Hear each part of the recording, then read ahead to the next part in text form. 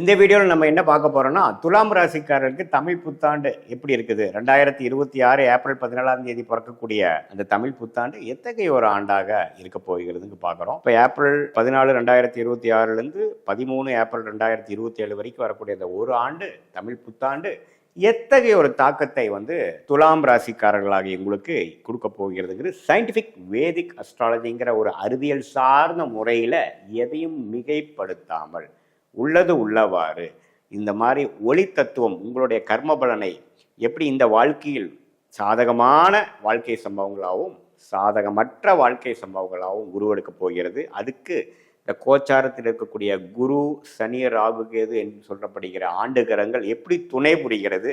உங்களுடைய ராசிக்கு துலாம் ராசிக்கு எத்தகைய ஒரு தாக்கத்தை அடுத்த வரக்கூடிய ஒரு ஆண்டுக்கு 12 மாதங்கத்துக்கு எது மாதிரி ஒரு சாதகமான பலன்கள், எது மாதிரி சாதகமற்ற பலன்கள், எதை நோக்கி நம்மளுடைய வாழ்க்கை திசை திரும்புகிறதுங்கிறதெல்லாம் நம்ம ஒரு அறிவியல் சார்ந்த கலையாகிய இந்திய வேத ஜோதிட அடிப்படையிலான சயின்டிஃபிக் வேதிக் அஸ்ட்ராலஜி முறையில் நம்ம பார்க்க போறோம். இப்ப பாருங்க, துலாம் ராசிக்கு பாருங்க, சனி 6ஆம் இடத்திலே நீடித்திருக்கிறார். குரு ஜூன் 1ஆம் தேதி வரைக்கும் பாத்தீங்கன்னா ராசியை பார்த்து 9ஆம் இடத்தில் இருக்கிறார். பட் ஜூன் 1ஆம் தேதிக்கு அப்புறம் 2026 புத்தாண்டு பிறந்து ஒரு 1.5 மாசத்துலேயே பாருங்க 10ஆம் இடம் என்று சொல்லப்படுகிற கடகத்துக்கு உச்சம் பெறுகிறார். உச்சம் பெற்று என்ன பண்றார்? 6ஆம் இடத்தில் இருக்கக்கூடிய சனியை பார்க்கிறார், அதே சமயத்தில் 4ஆம் இடத்தை பார்க்கிறார், அதே சமயத்தில் உங்களுக்கு 2ஆம் இடம் என்று சொல்லப்படுகிற தனஸ்தானத்தை பார்க்கிறார். ஸோ எப்போ குரு 2, 4, 6 பார்க்குறாங்களோ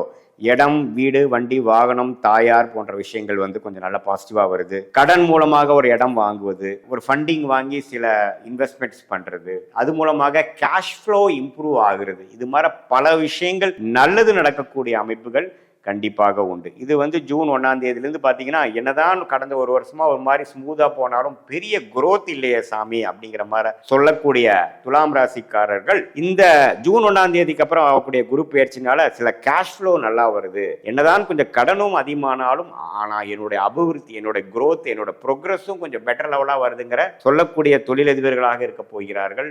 வியாபாரிகளாக இருக்க போகிறார்கள், இன்வெஸ்டர்ஸாக இருக்க போகிறார்கள். நிறைய பேருக்கு வெளிநாடு பிராணங்கள், அப்பப்போ கொஞ்சம் டிராவலிங்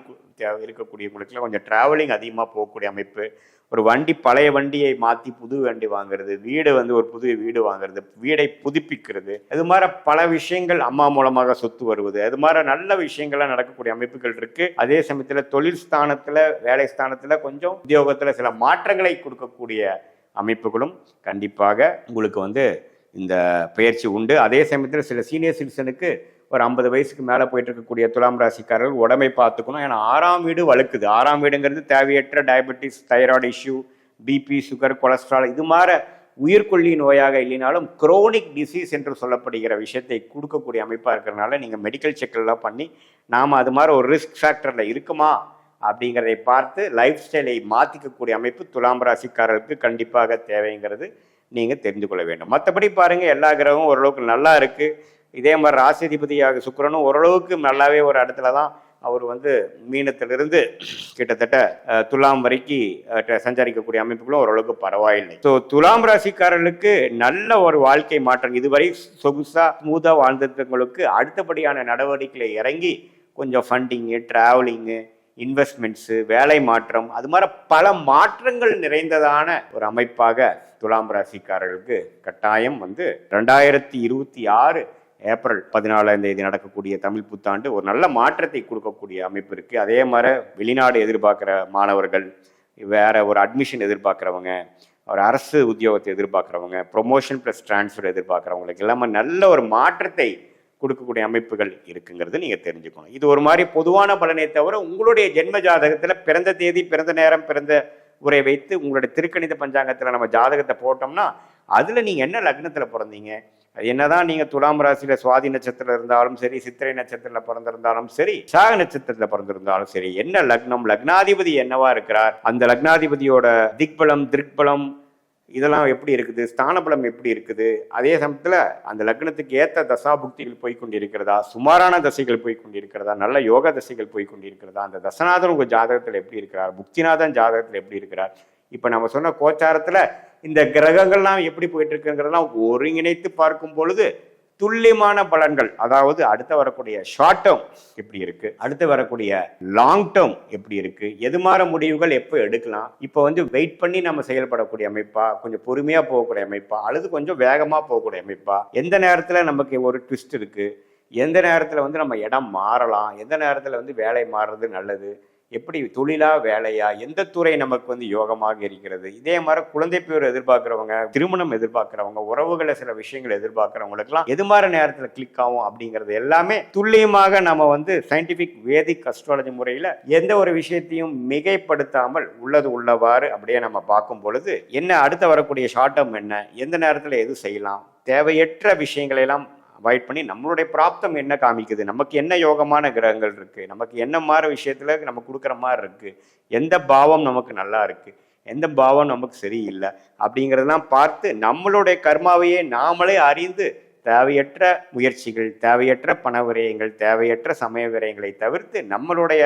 ஜாதகத்தில் இருக்கக்கூடிய அந்த அம்சத்தை பொறுத்து நம்ம அந்தந்த நேரத்தில் இப்போ பார்த்தீங்கன்னா எப்படி ஒரு கூகுள் மேப் வந்து சில பேர்த்துக்கு ஒரு ஒரு ஒரு ஒரு மேப் மாதிரி இருந்து அது எந்த நேரத்தில் எப்படி செய்யணும், எப்படி திரும்பணும், எப்படி போகணும் அப்படிங்கிற மாதிரி ஒரு ஸ்டேஜஸை கொடுக்குற அளவுக்கு சயின்டிஃபிக் வேதிக் அஸ்ட்ராலஜி எதையுமே மிகைப்படுத்தாமல் உங்களுடைய கர்மா பாஸ்ட் என்ன நடந்தது, இப்போ ப்ரெசன்ட் எப்படி போயிட்டு இருக்குங்கிறத நாம் எப்போ புரிஞ்சுக்கிட்டோமோ அதுக்கப்புறம் வரக்கூடிய ஃப்யூச்சரை நம்ம எப்படி அமைச்சிக்கலாம் அப்படிங்கிறதுல ஒரு நல்ல தெளிவு வரும். அந்த தெளிவு வந்துட்டாவே பார்த்தீங்கன்னா தேவையற்ற முயற்சிகள், நம்மளுடைய